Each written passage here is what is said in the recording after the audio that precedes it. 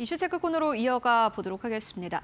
대내외적으로 불확실성이 더 짙어지고 있습니다. 국내도 마찬가지고요. 해외도 마찬가지이고 명확하게 어떠한 해답이 나오고는 있지 않을 시점인데 이러한 시장 상황 어떻게 바라보면 좋을지 오늘 이야기 나눠보도록 하겠습니다. 오늘은 김한진 이코노미스트 모시고 이야기 나눠보도록 하겠습니다. 안녕하십니까? 네, 안녕하십니까? 네, 박사님 오랜만에 또 이렇게 출연해 주셔서 감사합니다. 네, 감사합니다. 네, 일단 시장은 좀 안 좋습니다. 트럼프 2기가 이제 드디어 시작이 된 듯한데 관세 이슈 하나하나 나올 때마다 시장이 움직이고 있는 상황이고요. 앞으로 트럼프 행정부가 관세를 부과하는 방식 그리고 앞으로 뭐 이러한 이슈들이 또 어떻게 전개될 것이라고 보십니까? 네, 지금 취임한 지 한 달 남짓 됐는데 정말 뭐 폭풍같이 연일 관세 폭탄이 터지고 있습니다. 네, 지금 상황을 정리하면 결국 좀 준비를 상당히 많이 한 트럼프 정부인 것 같고요. 다만 지금 관료들이 특히 장관이 취임한 지가 얼마 안 됐거든요. 그래서 4월 2일이 이제 D-Day인데 지금 뭐 보편 관세 그리고 나머지 여러 가지 관세에 대한 자동차, 반도체 25% 예고돼 있는 여러 그 관세들이 보편 관세를 포함해서 이제 어떻게 전개될 것인지 이게 지금 시장에서는 이 4월 2일을 굉장히 부담스럽게 불확실성으로 인식하면서 주식시장이 힘을 못 쓰고 있고요. 그런데 지금 말씀드렸듯이 전체적으로 관료가 또 정책적인 실무자들이 안정이 안 됐기 때문에 과연 4월 2일이 됐다고 해서 보편관세가 전면적으로 시행될 수 있는가. 보편관세의 특성상 상대국의 불공정 행위라든지 부가가치세라든지 이런 코에 걸면 코걸이, 귀에 걸면 귀걸이식의 여러 가지 상대국의 상황을 면밀하게 분석해서 관세를 때릴 수 있을지 이거는 뭐 시장에서 좀 반신반의하고 있는 건데요. 아무튼 정리해서 말씀드리면 트럼프 관세 정책은 매우 준비가 잘 돼 있었고 잘 돼 있고 트럼프가 오락가락 발언하지만 실상은 정교한 시나리오에 의해서 움직이는 것 같다라는 것이 첫 번째 팩트고요. 제가 느끼는 팩트고 그리고 두 번째는 무조건 상반기 내에 많은 걸 터뜨릴 거다. 그리고 상대국으로 하여금 협상 테이블에 겸손하게 나올 수 있도록 유도할 것이다. 그러니까 협상의 기술이죠. 그 얘기즉슨 하반기에는 일부 여러 가지 관세 정책이 조금 조정될 가능성, 협상에 의해서 또 잦은 여러 가지 미국 물가라든지 또 여러 가지 미국 산업계에서의 반발 뭐 이런 것들을 조금 조정해서 하반기에는 조금 주식시장의 불확실성보다는 좀 긍정적인 쪽의 뉴스들이 많을 수 있다. 다만 중국에 대한 관세 부과는 조금 급격하게 몰아붙일 가능성, 좀 직진할 가능성, 이걸 배제할 수 없다. 이렇게 정리할 수 있겠습니다. 네, 맞습니다. 관세 이제 부과 리스크가 시장을 강하게 짓누르고 있는 상황인데 보니까 외신에서는 이렇게 표현을 하기도 합니다. 지금 트럼프 대통령이 관세를 어떠한 수단이 아니라 목적으로 보고 있는 듯하다. 이렇게까지 뭐 비판이 나오고 있는 상황인데 박사님께서는 그래도 준비 많이 한 것 같다. 하반기 들어서는 그래도 조금 더 명확해지지 않겠느냐라는 전망 전해주셨고요. 실제로 이제 트럼프는 Make America Great Again 하고 있는 것 같아요. 네, 맞습니다.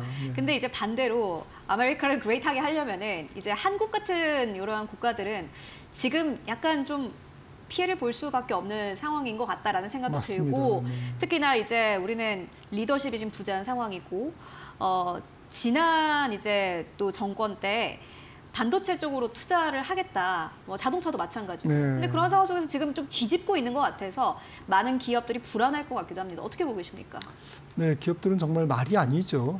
지금 뭐 우리나라 기업뿐만 아니라 전 세계 기업들이 상당히 좀 불확실성에 휩싸여 있는데 특히 우리나라는 일단 말씀 주셨듯이 리더십이 공백인 게 약간은 오히려 또 나을 수도 있습니다. 왜냐하면은 뭐 미국 입장에서는 뭐 물론 이제 통상사절단이라든지 산업부 장관이 가서 많은 이야기를 지금 하고 있습니다만은 결정적인 것은 결국에는 대통령이 해야 되거든요.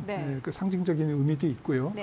그런 측면에서 한국은 조금 순위가 조금 뒤로 밀려날 수 있다라는 게 오히려 한국은 조금 준비할 기간이 필요하다. 기간을 번 것일 수도 있는 거고요.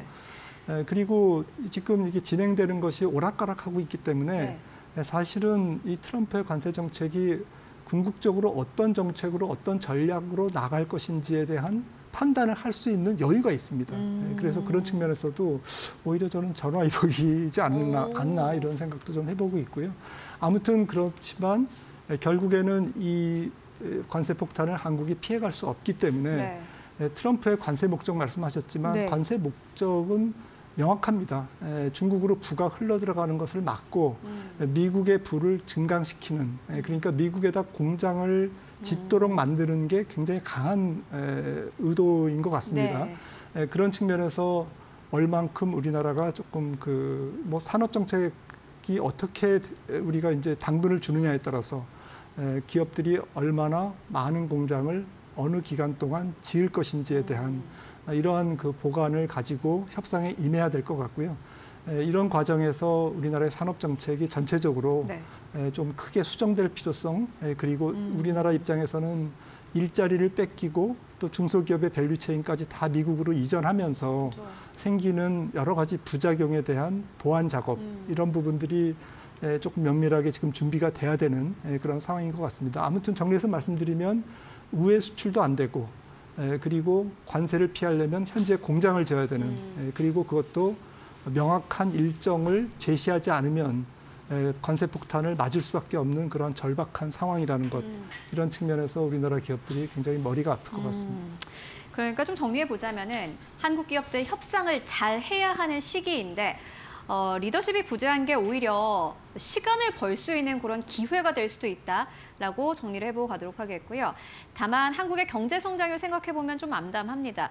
보니까는 한국 경제 성장률 전망치가 평균 1.6%로 집계됐다고 합니다. 이런 상황 속에서 한국은행은 이제 금리 인하를 2번 할 것이다라고 시장에선 전망을 하고 있고요.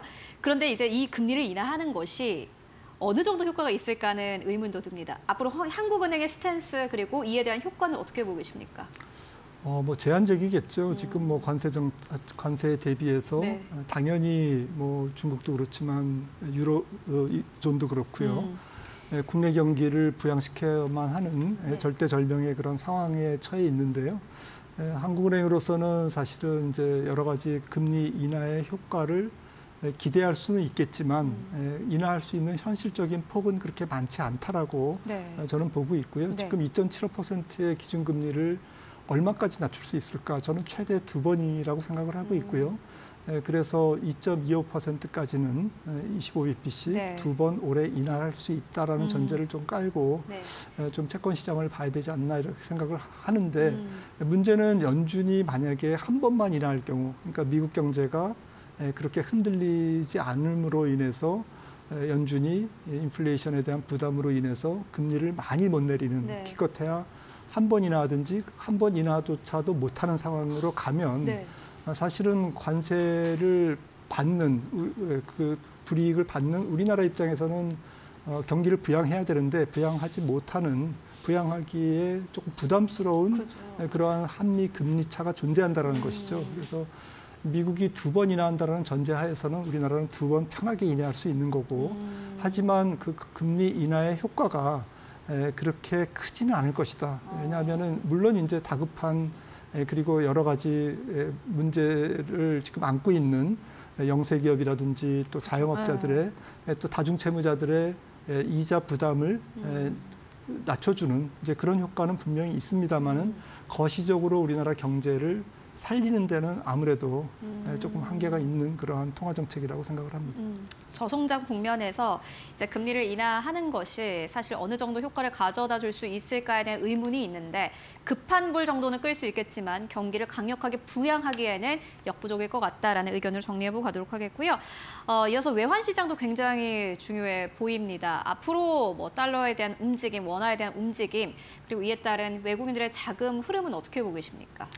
네, 지금은 다행히 달러가 약세, 또 유로와 엔화가 강세로 가면서 글로벌 자금 흐름이 조금은 조금 미국 이외의 자산을 선호하는 그러한 분위기로 살짝 바뀌었습니다. 최근 1, 2주간. 하지만 문제는 뭐 그런 추세가 지속될 것인가라는 부분에 대해서는 의문점이 많죠. 가장 중요한 유로존 같은 경우에 결국에는 재정 팽창을 해서라도 뭔가 군사비 지출을 계속 더 군사비를 증강하고 또 경기 부양을 해야 되는 이제 그러한 다급한 상황에서 앞으로 재정 팽창이 일어날 것이다라는 것을 반영해서 유로존의 금리가 올라가고 지금 역대급으로 독일 국채 금리가 2.95% 9%까지 갔거든요. 네. 최근 며칠간 거의 한 30bp 이상 튀었습니다.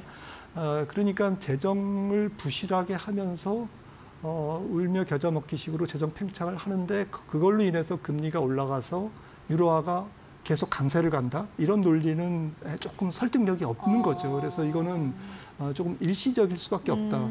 그리고 일본 같은 경우에도 결국에는 트럼프 관세가 계속되면 내수를 부양해야 되는 지금 필요성이 있기 때문에 무작정 BOJ도 일본 중앙은행도 금리를 계속 올릴 수는 없을 거라는 것이죠. 이제 관세 정책을 앞두고 있기 때문에. 그래서 이런 부분에서 이번 진행되는 달러의 약세, 기타 통화의 강세 기조는 그렇게 오래 지속되는 그런 상황은 아닐 것이다라는 측면에서 이런 것들을 인식한 글로벌 투자자들이 긴 자금을 투자하기보다는 약간 트레이딩성으로 그래서 짧게 끊어서 움직이는 그런 자금들의 성격이 아닌가라고 생각을 해서 그런 측면에서 환율 시장도 너무 큰 기대를 갖기에는 어렵다라고 생각을 합니다. 네, 지금 원달러 환율이 이제 또 그나마 하향 안정화되고 있는 게 다만 이게 장기적으로 지속될 수 있을까에 대해서는 의문을 가지고 있다라고 정리를 해보도록 하겠고요. 이어서 이제 코스피 지수 쪽 만나보도록 하겠습니다. 시장은 어떻게 보게 돼요? 네, 우리나라 시장이 싸죠. 싼데 결함이 있습니다. 지금 다른 나라에 비해서 특히 중국의 빅테크라든지 또 지금 미국의 뭐 빅테크는 아니더라도 스몰캡이나 미들캡에 비해서 이익의 증가율이 굉장히 낮습니다. 코스피 올해 이익 증가율의 예상치가 거의 5% 내지 6%밖에 안 되거든요. 전년 대비.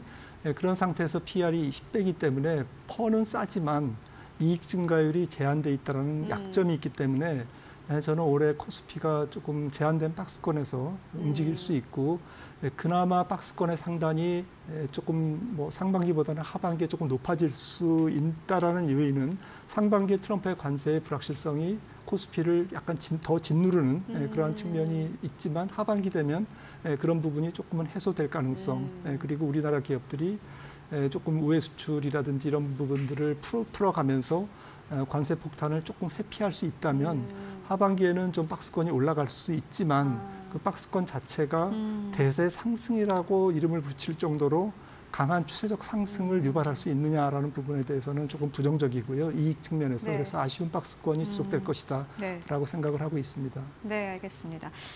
싼데 결함이 있다라는 말이 굉장히 좀 강력하게 들리는 것 같습니다. 다만 하반기로 갈수록 관세에 대한 실마리를 조금씩은 풀어가면서 그래도 상반기보다는 하반기 쪽의 고점이 더 높아지지 않겠느냐라는 전망 듣고 왔습니다. 지금까지 김한진 이코노미스트와 함께 이야기 나눠봤습니다. 말씀 고맙습니다.